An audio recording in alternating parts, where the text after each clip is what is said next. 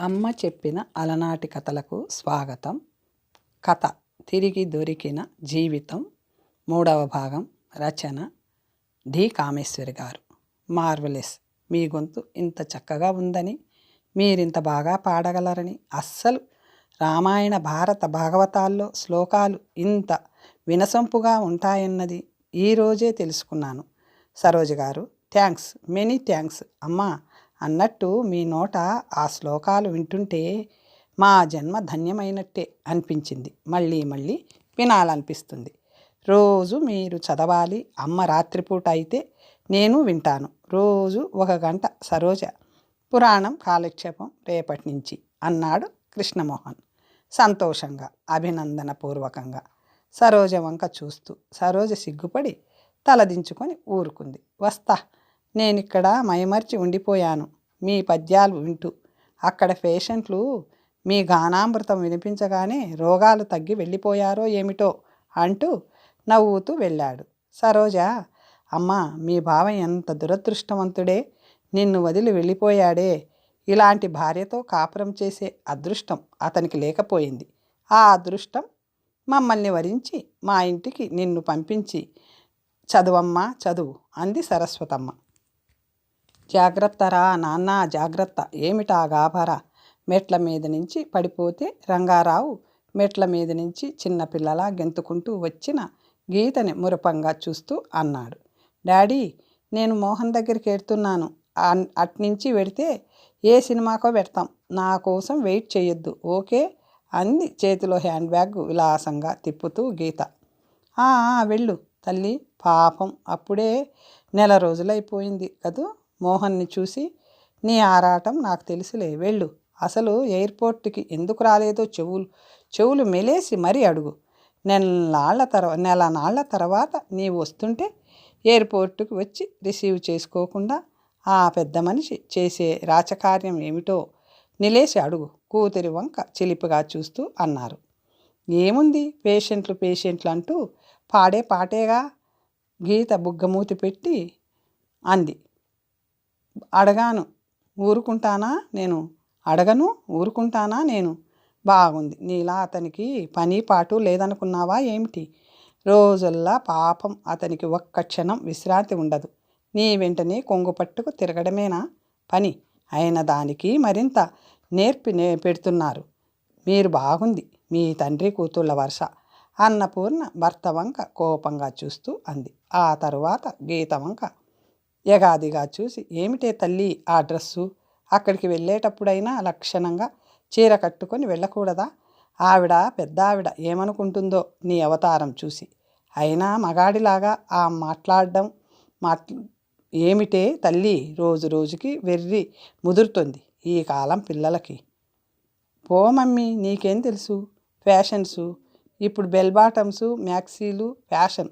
చీరెవరు కట్టుకుంటారు ముసలమ్మలా? మీ అమ్మతో ఏమిట్రా నాన్న, వెళ్ళు, ఆలస్యం అవుతుంది. Okay daddy, tata mummy. Geetha చకచక హై హీల్స్ చప్పుడు చేస్తూ బయటికి వెళ్ళి కారెక్కి స్టార్ట్ చేసింది. దానికి బొత్తిగా భయము భక్తి లేకుండా పాడు చేస్తున్నారు మీరు. ఆవిడ ఏమనుకుంటుందో దీని మగరాయుడి వేషాలు చూసి. దానికి తెలియకపోతే మనం చెప్పాల్సింది పోయి మీరు దాన్ని వెనుక వేసుకురావటం ఏమిటి? ఒకసారి దెబ్బతిన్నా ఇంకా మీకు బుద్ధి రాలేదు కాబోలు తీక్షణంగా అంది అన్నపూర్ణమ్మ. చాలే నోరు మూసుకో. సరదాలు ఇప్పుడు కాకపోతే మరెప్పుడు? బట్టలు వేసుకున్నంత మాత్రాన ఏం తప్పు? అందరి పిల్లలు ఇలాగే వేసుకుంటారు. నీకు తెలియకపోతే ఊరుకో. భార్యను కసురుకుంటూ పేపర్ మొహాన అడ్డు పెట్టుకున్నాడు రంగారావు.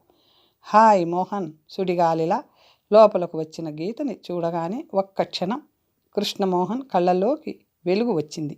హలో గీత, వచ్చేసావా? ఇప్పుడే అనుకుంటున్నాను నీ గురించి అన్నాడు సంతోషంగా. అద్దం ముందు నిలబడి తలదూకుంటూ వెనక్కి తిరిగి. అన్నీ అబద్ధాలు. అంతా నేను గుర్తిండి ఉంటే ఎయిర్పోర్ట్కే వచ్చేవాడివి. అసలు ఎందుకు రాలేదు చెప్పు? నేను వస్తున్నానని తెలిసి నన్ను రిసీవ్ చేసుకోవడానికి రాలేదు కదూ? గారాలు గుడుస్తూ బుంగమూతి పెట్టి అంది Geetha. Sorry, very sorry. Emergency operation attend కావాల్సి వచ్చింది. ఏం చెయ్యను చెప్పు? ఎంతో ప్రయత్నించాను వద్దామని. సరే, సాయంత్రం పేషెంట్లని పంపాక నేనే వద్దామనుకున్నాను. ఈలోగా నువ్వే వచ్చేసావు. సర్లే, నీ పేషెంట్లు ఆపరేషన్లు ఎప్పుడూ చెప్పే సంజాయిషీలే చెప్తావని నాకు తెలుసు. అది సరే, ఈ పూట ఇంకా పేషెంట్లు అంటూ కూర్చుంటే ఊరుకోను. పద, అలా ఇద్దరం ఎటో తిరిగి వద్దాం. అబ్బా, ఈ నెల రోజులు నీవు కనబడకపోయేసరికి పిచ్చి ఎక్కిందనుకో అంటూ కృష్ణమోహన్ భుజాల మీద తల ఆనించి గోముగా అంది. నిజంగా నన్నంత మిస్ అయ్యావా? హాయిగా కాశ్మీర్లో ఎంజాయ్ చేస్తూ నేనక్కడ జ్ఞాపకం వచ్చి ఉంటాను నీకు, గీతని ముందుకి లాక్కుంటూ అన్నాడు కృష్ణమోహన్. నీవు లేకుండా ఎలా ఎంజాయ్ చేస్తాను? ఎందుకు వెళ్ళాడా అని, ఎల్లుకు వెళ్ళానా అని రోజు నసిగేదాన్ని డాడీ దగ్గర. కావలిస్తే అడుగు మోహన్, మనం ఇద్దరం కలిసి అక్కడికి వెడితే ఎంత బాగుంటుందో తెలుసా? ఓ ఎస్, హనీమూన్కి తప్పకుండా వెడదాం అని. సరే కానీ కాశ్మీర్ నుంచి నాకేం తెచ్చావు?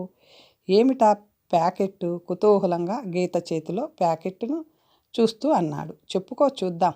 కళ్ళు మూసుకో, ఇప్పుడు తెరు. ఎలా ఉంది? గీత కాశ్మీర్ నగిషీలు చెక్కిన దంతం పెట్టె ఒకటి చూపించింది. మార్వలెస్, సింప్లీ మార్వలెస్, బాగుంది. కానీ ఇదెందుకు? ఎందుకా అబ్బాయి గారు? బుద్ధావతారం, నే రాసే ఉత్తరాలన్నీ ఈ దంతం పెట్టెలో దాచుకుంటావని. ఇదిగో నెక్ టైపిన్, ఇదెలా ఉంది అంటూ పెట్టి తెరిచి చూపించి గీత థ్యాంక్స్, చాలా బాగుంది గీత, మనస్ఫూర్తిగా మెచ్చుకుంటూనే అన్నాడు కృష్ణమోహన్. ఇంకా ఏదో ఉంది, అదేమిటి? ఏదో మా అమ్మ మీ అమ్మగారి కోసం కాశ్మీర్ షాల్ కొంది. ఆవిడ కొని నేను కొన్నట్టు చెప్పి ఇవ్వమంటుంది. కాబోయే అత్తగారిని సంతోషపెట్టాలట. వేళాకోళంగా అంది గీత.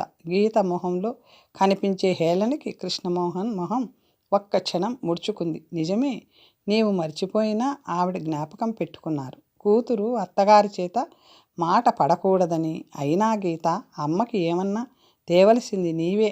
ఆవిడ ఎంత సంతోషిస్తుంది నీవు ఆవిడని జ్ఞాపకం పెట్టుకొని కొన్నావంటే అన్నాడు కృష్ణమోహన్. కాస్త నవ్వి గీత చాలా తెలివిగా, ఇది ఇచ్చేస్తాను, నేనే కొన్నానని. ఇందాక నేను వచ్చేసరికి మీ అమ్మగారితో మాట్లాడుతూ ఎవరో అమ్మాయి ఉంది, బంధువులు ఎవరన్నా వచ్చారా ఏమిటి? అమ్మతో మాట్లాడుతూనా? సరోజ అయి ఉంటుంది. అమ్మ చెప్పలేదా? పరిచయం చేయలేదా? నేను ఆవిడతో మాట్లాడ్డానని ఏమిటి? తిన్నగా పైకి వచ్చేశాను. గీత అద్దంలో తన సొగసు చూసుకుంటూ నిర్లక్ష్యంగా అంది. కృష్ణమోహన్ మొహం మరొకసారి నల్లబడింది. క్రింద అమ్మని చూసి పలకరించకుండా వచ్చేశావా? ఆవిడ ఏమనుకుంటుంది? నీకు ఈ మాత్రం కూడా తట్టదేం? ఒక్క క్షణం పెద్దావిడని పలకరించి వస్తే నీ సొమ్మేం పోతుంది? అప్రయత్నంగా అన్నాడు కృష్ణమోహన్. అబ్బబ్బా, మొదలెట్టావు సాధింపు. అప్పుడే నిన్ను చూడాలని ఆరాటపడి నేను పరిగెత్తి వస్తే సంతోషించడం పోయి అమ్మని చూడలేదు, మాట్లాడలేదు అంటూ సాధిస్తావేం? ఆ ముసలావిడ పట్టుకుంటే ఓ పట్టున వదలదని ముందు నీ దగ్గరికి వచ్చా, గీత చిరాగ్గా అంది. కృష్ణమోహన్ ఆ మాటలకి ఏం అనలేక, ఏమనాలి తెలియక ఒక్క క్షణం నిస్సహాయంగా నిలబడి ఆ తరువాత నిట్టూర్చి, రా క్రిందికి వెడదాం, ఆ షాల్ తీసుకురా, అమ్మకి ఇవ్వు అంటూ మాట మార్చి కిందికి దారితీశాడు. విధి లేనట్లు గీత మొహం ముడుచుకొని క్రిందికి దారితీసింది. గీతను చూస్తూ సరస్వతమ్మ గారు, ఎప్పుడొచ్చావమ్మా గీత? చూడనే లేదు అంది ప్రసన్నంగా. హాలులో కూర్చున్న తల్లి గీతని చూసే ఉంటుందని కృష్ణమోహన్కి తెలుసు. అయినా ఏ విషయంలోనూ నిష్ఠూరంగా మాట్లాడలేని ఆమె సహృదయత అతనికి తెలుసు.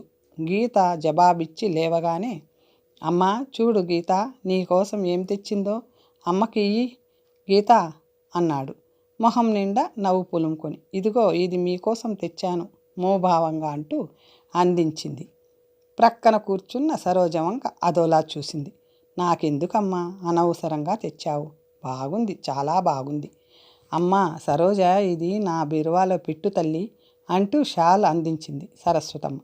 అమ్మ సరోజ ఇందాక అడిగితే చెప్పాను కదూ గీత అంటే ఈమె అంది సరోజ గీత వంక చిరునవ్వుతో చూస్తూ చేతులు జోడించింది. నమస్కారం చేస్తూ, చాలా సంతోషంగా ఉంది మిమ్మల్ని కలుసుకోవడం అంది. గీత అప్రయత్నంగానే ప్రతి నమస్కారం చేసి, మీరు మీరు ఈవిడ ఎవరు అంది కృష్ణమోహన్ని చూస్తూ. ఆమె పేరు సరోజ. నెల రోజులుగా మా ఇంట్లో ఉంటుంది. ఇంకా ఉంటుంది. మా అమ్మకి కూతురు లాంటిది. లాంటిదేమిటి, కూతురే కదమ్మా అన్నాడు నవ్వుతూ. గీత అర్థం కాక అయోమయంగా చూసింది. సరస్వతమ్మ నవ్వి క్లుప్తంగా సరోజ వచ్చిన పరిస్థితి అంతా వివరించింది. ఆహా, అలాగా మోభావంగా అంటూ సరోజ వంక ఒక్క చూపు విసిరింది. ఆ చూపులో నిర్లక్ష్యానికి సరోజ మనసు చివుక్కుమంది. వారిద్దరి మొహాల మీద భావాలు కృష్ణమోహన్ గుర్తించకపోలేదు. మోహన్, ఆర్ యూ రెడీ, వెడదామా అంది గీత అసహనంగా ఒక్క క్షణం పోయాక. ఎక్కడికి, అప్పుడే ఏదన్నా ప్రోగ్రాం పెట్టావేమిటి ఆశ్చర్యంగా అడిగాడు కృష్ణమోహన్. మంచి పిక్చర్ ఉంది, టిక్కెట్లు తెప్పించాను.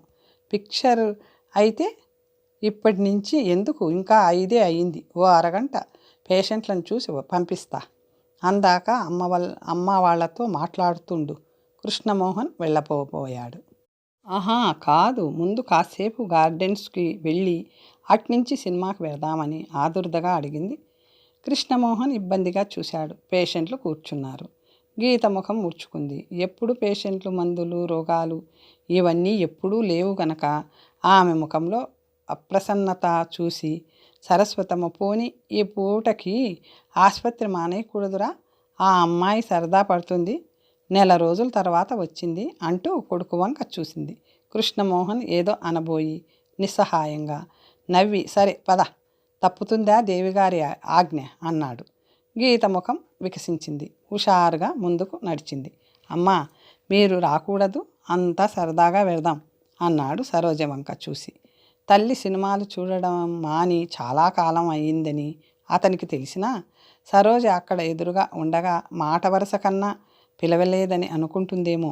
సరోజని తమతో రమ్మంటే ఏమనుకుంటుందో, పిలవాలో వద్దో ఏ సంగతి తెలుసుకోలేక తల్లితో అన్నట్లు అన్నాడు. సినిమాలు నాకెందుకులే నాయనా, మీరిద్దరూ వెళ్ళండి అంది సరస్వతమ్మ. కృష్ణమోహన్ ఆ మాట అనగానే ఎక్కడ వస్తారో అన్నట్టు భయపడింది గీత. సరస్వతమ్మ గారి జవాబు విని తేలిగ్గా నిట్టూర్చి, ఇంకా ఉంటే ఏమంటాడో అన్నట్టు చేయి పట్టుకొని కమాన్ లెట్స్ గో అంటూ లాక్కెళ్ళినట్టే వెళ్ళింది. వెడుతూ ఎందుకో సరోజ మొహం చూశాడు కృష్ణమోహన్. ఆమె వారిద్దరినీ మెరుస్తున్న కళ్ళతో చూస్తుంది. ఆ కళ్ళల్లో ఎక్కడో దెబ్బతిన్న పక్షి బాధల్ని నీడ కనిపించినట్లు అనిపించింది అతనికి. వారిద్దరూ కారుకి వెళ్ళే వరకు అలాగే చూసింది సరోజ. కారు కదిలాక ఎందుకో సరస్వతమ్మ నిట్టూర్చి సరోజ వంక చూసింది. సరోజ చూపు ఆవిడ చూపు కలుసుకుంది. సరస్వతమ్మ గారి మొహంలో భారం ఏమిటో సరిగా అర్థం కాలేదు సరోజకి. సరోజ మొహంలో కనిపించే ఆశ్చర్యాన్ని చూసి చప్పున ఆవిడ మొహంలో భావం మార్చేసి, ఆయనే బతికి ఉంటే ఈ పాటికి 6 నెలల క్రితం పెళ్ళి కావాల్సింది. ఆయనకా అదృష్టం లేకపోయింది. ఆవిడ గొంతు రుద్ధమయింది. సరోజకి గీత ఆ ఇంటికి కాబోయే కోడలని చెబుతుండేది సరస్వతమ్మ. గీతను చూసి సరోజ ఎవరని అడిగిన ప్రశ్నకి సగంలో ఆగిపోయిన ఆ సంభాషణని గుర్తు చేస్తూ, మరి పెళ్ళెందుకు వెంటనే చేయకుండా ఇన్నాళ్ళు ఆగిపోయారు ఆశ్చర్యంగా అడిగింది సరోజ. ఏది, పెళ్లి సంబంధం నిశ్చయం అయింది, తాంబూలాలు పుచ్చుకొని మరో నెల 10 రోజులకి ముహూర్తం పెట్టుకున్నారు. ఆలోగానే ఆయన పోయారు. ఆయన సంవత్సరీకాలు వెళ్లకుండా కొడుకు పెళ్ళి ఎలా చేస్తాం? సంవత్సరీకాలు కాగానే ముహూర్తం పెట్టించాలి. ఓహో, అదా సంగతి, మీరెప్పుడూ చెప్పనే లేదే కోడలు సిద్ధంగానే ఉందని నవ్వుతూ అన్న ఆమె మాటలు ఆమెకే ఎందుకో పేలవంగా అనిపించాయి. ఏది, ఈ నెల్లాళ్ళై ఎండాకాలం గీత వాళ్ళ నాన్న అమ్మగారులతో కాశ్మీర్ వెళ్ళింది. ఆ అమ్మాయి చచ్చిపోతుంటే చెప్పాలని తట్టేది. ఏమిటో ఆ విషయమే గుర్తులేదు. ఆవిడ చక్కగా ఈ ఊళ్ళోనే ఉన్నారు. పెళ్ళి కాకపోతేనే లేండి, హాయిగా తిరుగుతూనే ఉంటారనుకుంటాను. మీ కోడలు మంచి మోరడన్గా ఉన్నారు. గొప్పింటి పిల్ల కదూ, వారి నాన్నగారు ఏం చేస్తారు? గొప్పింటి పిల్లే, అందులో ఒకరితే కూతురేమో, ముద్దుకేమో లోటు లేదు. ఇంటిలో ఆడిందాట పాడింది పాట. అదృష్టవంతురాలు మీలాంటి అత్తగారు, మీ అబ్బాయి లాంటి మంచివారు భర్త కావడం నిజంగా అమ్మాయి అదృష్టం. సరస్వతమ్మ అదోలా నవ్వింది. ఆ నవ్వులో ఏదో వెలితి కనిపించింది సరోజకి. గీత, మోహన్, కృష్ణమోహన్ వారిద్దరినీ చూస్తుంటే సరోజకి ఎందుకో గీత పట్ల అదో రకం ఈర్ష్య లాంటిది కలిగింది. తనని అంతగా ప్రేమించిన తన భావని గీత తీసుకుపోతున్నట్లు ఆమె మనసు బాధపడింది. తన వస్తువేదో అన్యాక్రాంతమైనట్లు ఆమె మనసు నొచ్చుకుంది.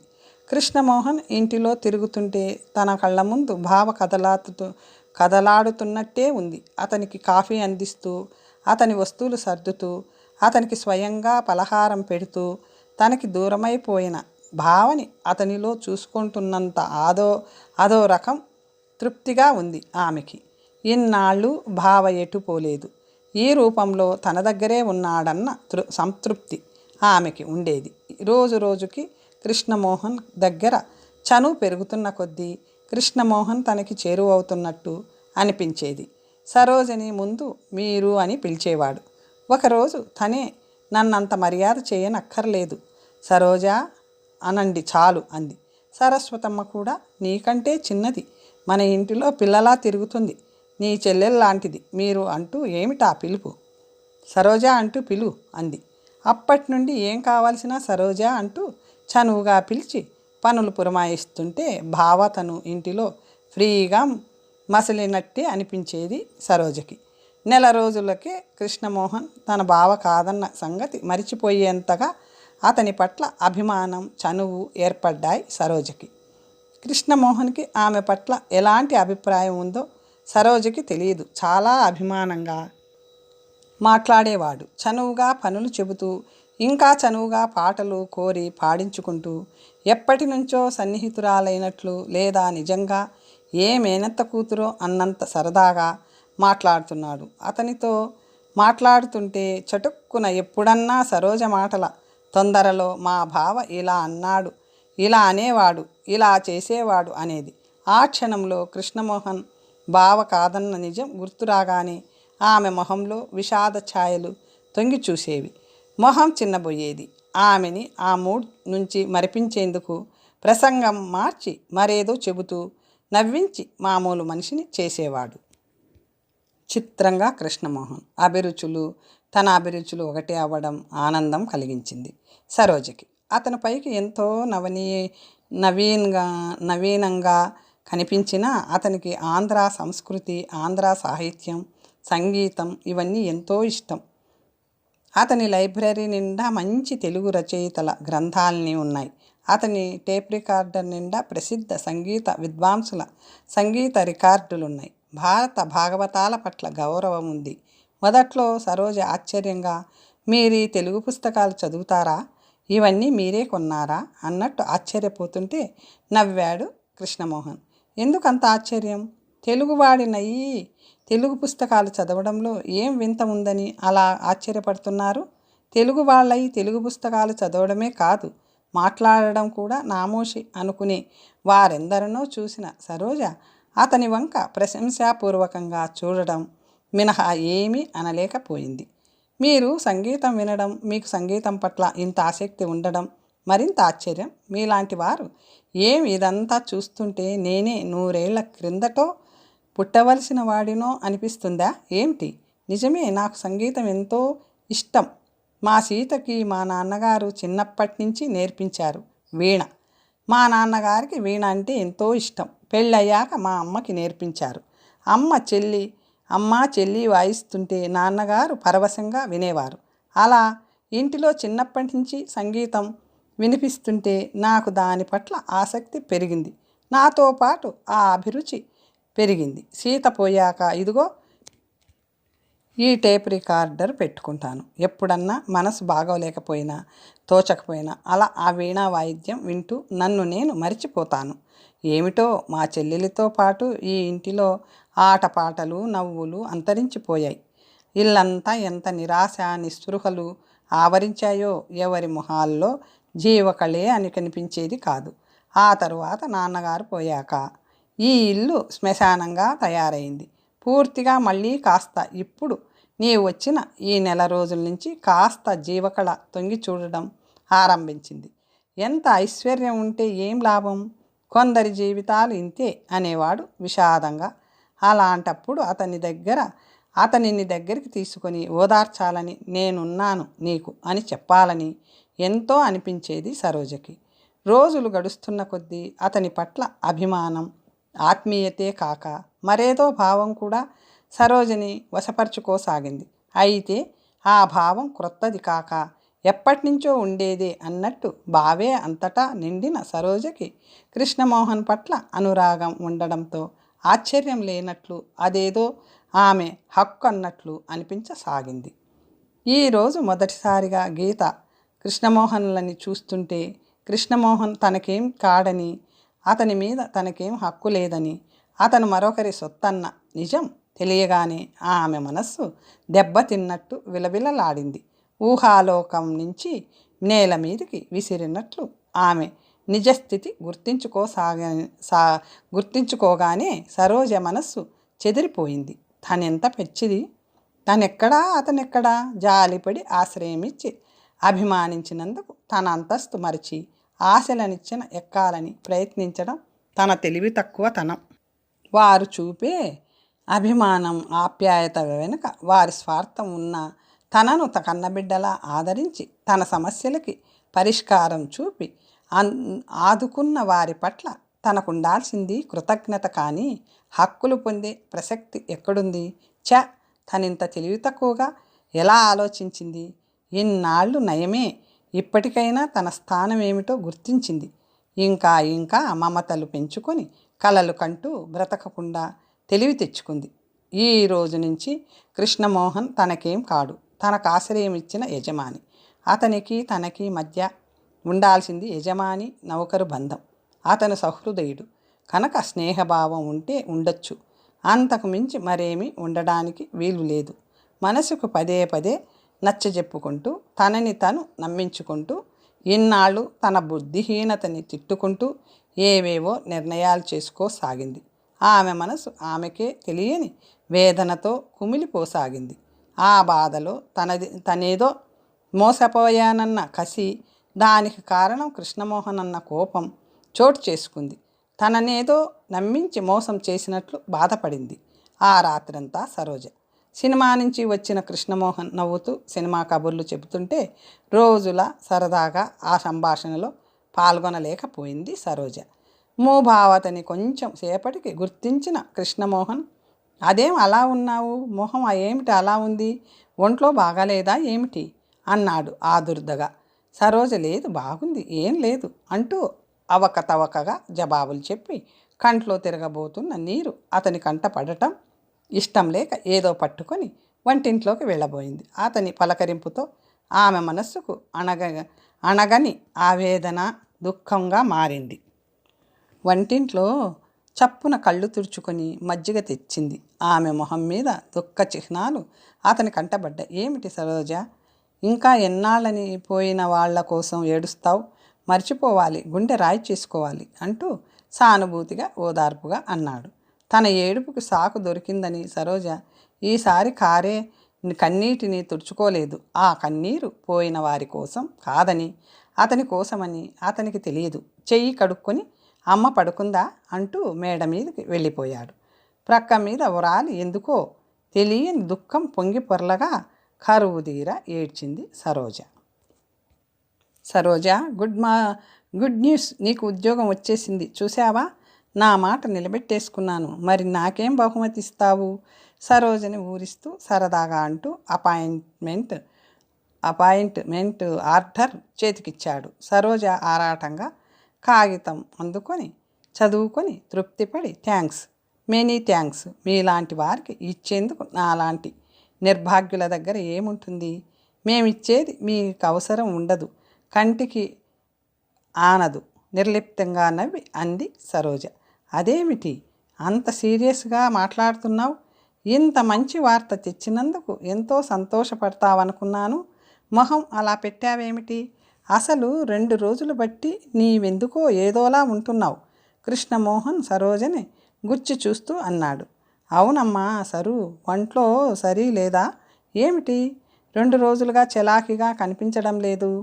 ఇంట్లో డాక్టర్ని ఉంచుకొని ఒంట్లో బాగోలేకపోతే చెప్పవు చూడరా? సరోజని కాస్త జ్వరం ఉందో ఏమిటో తనకేం కావాలో నోరు తెరిచి చెప్పదు.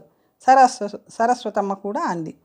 అబ్బెబ్బే నాకేం లేదు, ఒంట్లో ఏం లేదు అంటూ బలవంతాన నవ్వు తెచ్చుకొని మీకి మీకు ఏ దగ్గది నా దగ్గర ఏముంది మీరే చెప్పండి, అసలు ఏమిచ్చి మీ రుణం తీర్చుకోగలను?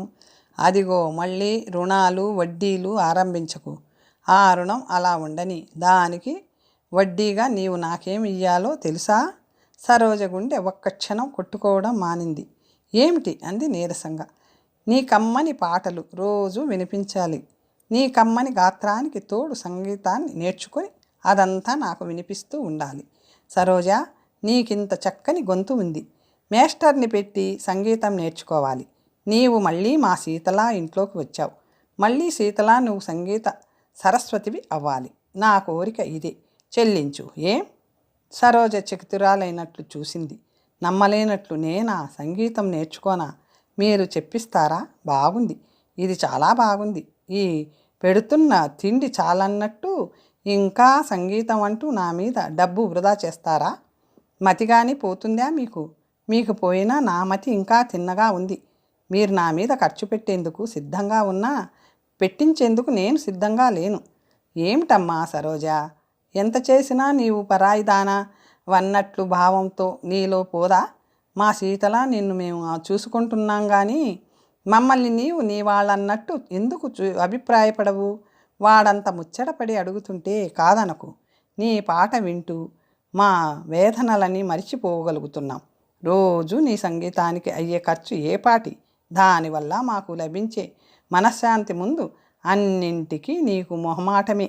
సరస్వతమ్మ మందలింపు ధోరణిలో అంది. సరోజ ఏమనాలో తెలియక నిస్సహాయంగా చూసింది. తరువాత చటుక్కుని ఏదో గుర్తు వచ్చి, మీకింత సంగీతం పట్ల అభిరుచి ఉంటే మీ కాబోయే శ్రీమతికి చెప్పించుకోకూడదు? మీ డబ్బు అనవసరంగా నా మీద వేస్ట్ చేసే బదులు హాస్యంగా అంటున్నట్లు అన్న ఆమె మాటల్లో కాస్త కసి కూడా కనబడుతుంది. ఆయనుంటే సామెతలా ఉంది నీ మాట. గీత సంగీతం రెండూ ఉత్తర దక్షిణ ధృవాలు. ఆవిడగారు సంగీతం పేరు చెబితేనే 10 మైళ్ళు పారిపోతుంది. అలాంటిది సంగీతం నేర్చుకుంటుందా? ఆవిడకి వీటిల్లో ఇంట్రెస్ట్ లేదు. సరే, ఆవిడ సంగీతకేం? నువ్వు నేర్చుకుంటావా లేదా? ముందు చెప్పు.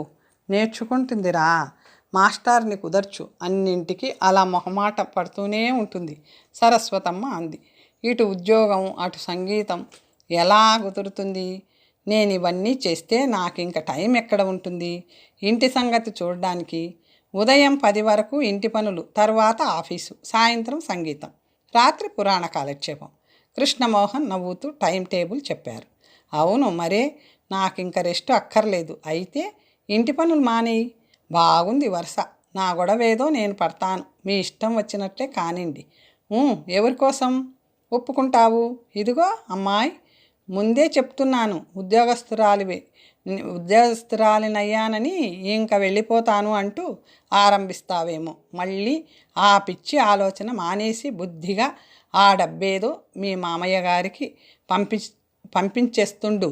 నీవు చేయాల్సింది అంతే. నీవు ఉండడానికి పర్మిషన్ నేను మీ మామయ్య గారి నుంచి పొందాను. అంచేత మళ్ళీ వెళ్ళిపోతాననే ప్రసక్తి చేయకూడదు అని సీరియస్గా అన్నాడు. ఎక్కడికి వెళుతుందిరా నన్ను వదిలి? ఆ పెళ్ళేదో అయ్యే వరకు అమ్మని వదిలి కూతురు ఎక్కడికి వెళ్తుంది? చచ్చాం. ఇదొకటి కదా అమ్మ, ఇల్లరికపుట అల్లుణ్ణి తెద్దాం సరోజకి. అప్పుడు ఇంకా ఎక్కడికి వెళ్తుంది? ఏం సరోజ? హాస్యంగా అన్నాడు. పెళ్లి ప్రసక్తి రాగానే సరోజ మొహం మళ్ళీ మాడిపోయింది. పెదవి కొరుక్కుంటూ నిలబడింది, క్రింది చూపులు చూస్తూ. సరోజ మొహం చూడగానే తన ఆ ప్రసక్తి తీసుకురాకపోవలసిందని అనవసరంగా భావని గుర్తు చేశానని అనిపించింది అతనికి. సరస్వతమ్మకి అదే అనిపించింది. ఆ వాతావరణాన్ని తేలికపరచడానికి ఏదో కల్పించుకొని నవ్వుతూ మాట్లాడాలనుకున్నాడు కృష్ణమోహన్. అంతలో గీత వచ్చింది. రా గీత, నీకో మంచి జోక్ చెప్పనా? చూడు, మా సరోజ అంటుంది నీకు సంగీతం చెప్పించమని.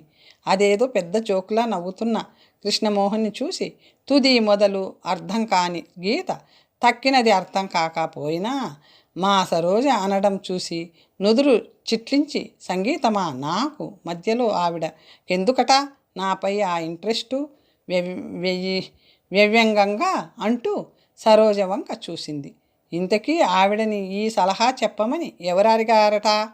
ఏమండి అంది సరోజ వంక తిరిగి. గీత నవ్వుతూనే అన్నా, ఆ నవ్వు మామూలు నవ్వు కాదని, అందులో హేళన, వ్యంగ్యం, నిరసన అన్నీ స్పష్టంగా అక్కడున్న ముగ్గురికి కనిపించాయి. సరోజ గీత మాట్లాడిన తీరుకి బిత్తరపోయి తడబడుతూ నేను అంటూ ఏదో చెప్పబోయింది. తను ఆశించింది ఒకటి, జరిగింది మరొకటి కావడంతో ఒక్క క్షణం గాబరా పడిపోయాడు కృష్ణమోహన్. అది కాదు గీత, అసలేం జరిగిందంటే అంటూ సంగతి చెప్పుకొచ్చాడు. సరోజ గొంతు ఎంతో బాగుంటుంది, సంగీతం కూడా నేర్చుకుంటే ఇంకా బాగా రాణిస్తుందంటున్నాం అమ్మా నేను అంటూ వాతావరణాన్ని తేలికపరచడానికి గబగబా ఏదో అన్నాడు. ఆ మాటలు వింటూ గీత ఆశ్చర్యంగా, ఏమిటి ఈవిడకి సంగీతం చెప్పిస్తారా మీరు?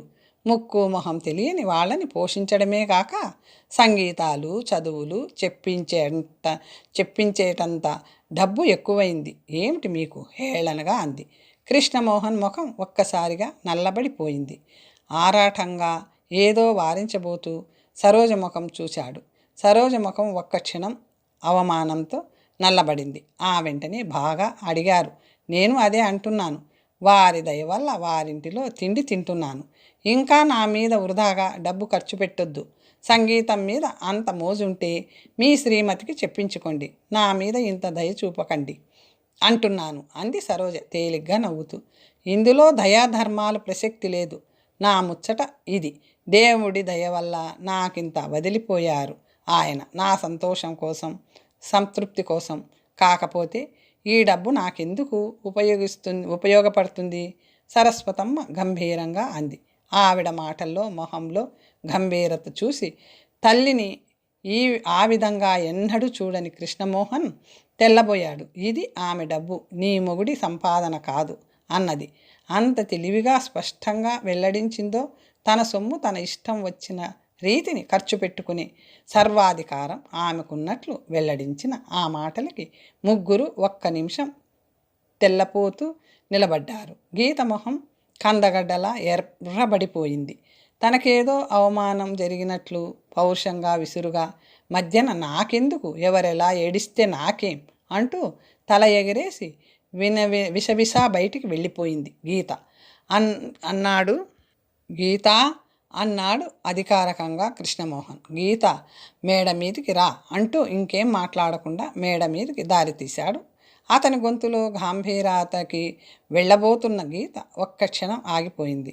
ఆ తరువాత నిర్లక్ష్యంగా సరస్వతమ్మ సరోజల వంక ఒక చూపు విసిరి మేడమెట్లు ఎక్కింది. సరోజ సరస్వతమ్మ వంక చూసింది. ఆవిడ మొహం అంత గంభీరంగా ఎప్పుడూ చూడలేదు.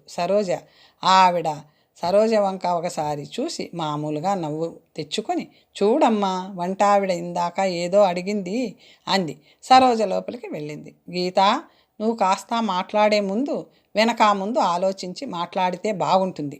నీకెంత తోస్తే అంత అనేయడం తప్ప అవతల వాళ్ళు ఏమనుకుంటున్నారన్న ఆలోచన తోచదా? కృష్ణమోహన్ గీత వంక చూస్తూ కాస్త తీక్షణంగానే అన్నాడు. ఏం అంత కాని మాట ఏమన్నాను? ముక్కు మొహం తెలియని దాన్ని ఇంట్లో కూర్చోబెట్టి మేపడం కాక సంగీతాలు చెప్పిస్తారా? నేనే కాదు, ఎవరన్నా ఇదే అంటారు. మీకు మతిపోయిందో? డబ్బంత ఎక్కువైందా? ఈవిడ గారి కంటే బీదలు లక్షల మంది ఉన్నారు. అందరినీ పిలిచి దానాలు చేస్తే సరి, ఉన్న ఆస్తి ఏదో ఊడే వరకు. గీత కృష్ణమోహన్ కోపానికి ఏం చెదరకుండా అంతకంటే తీక్షణంగా గట్టిగానే జవాబిచ్చింది. కృష్ణమోహన్ పళ్ళు బిగించి, నెమ్మదిగా మాట్లాడు. నాకేం భయం ఉన్నమాట అనడానికి? నేనెవరికీ భయపడను. మీ అమ్మగారంటే ఏదో కాస్త కూతురిలా కనిపించిందని ఒళ్ళుపై తెలియకుండా ఇంట్లో చేర్చి అంతా దోచిపెడుతుంది. ఆవిడకేం ఇవాళుంటారు రేపుండరు. రేపొద్దున ఇదంతా మనదే. మీకు ఆ మాత్రం బుద్ధి ఎందుకు లేకపోవాలి? ఆవిడ మొగుడు ఇచ్చిపోయాడంటే ఇలా తగలేయడానికా? ఏం కొడుకుగా మీకేం హక్కు లేదా ఈ ఇంట్లో? తీక్షణంగా రెచ్చిపోతూ అంది గీత. తర్వాత కథ వచ్చే భాగంలో తెలుసుకుందాం. ఓం